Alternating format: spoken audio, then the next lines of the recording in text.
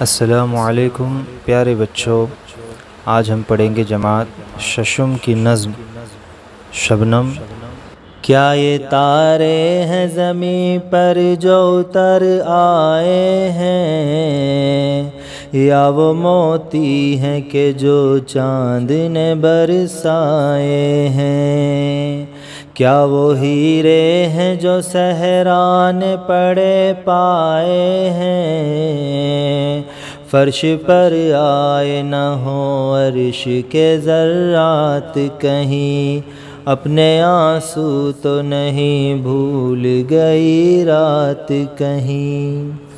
یہ کہانی بھی سنائی ہے زمین اکثر، کہکشاں جاتی ہے جب پچھلے پہر اپنے گھر، پھینکتی جاتی ہے ہنستے ہوئے لاکھوں گوہر،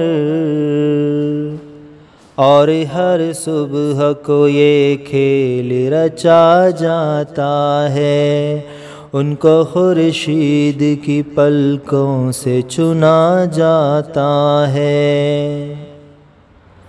جس طرح باغ کے پھولوں کو چمن پیارا ہے، بن میں کھلتی ہیں جو کلیاں انہیں بن پیارا ہے، یوں ہی شبنم کو بھی اپنا ہی وطن پیارا ہے، کہکشاں روز بلا کر اسے بہکاتی ہے، پر یہ دامن میں زمیں ہی کے سکون پاتی ہے، پر یہ دامن میں زمیں ہی کے سکون پاتی ہے۔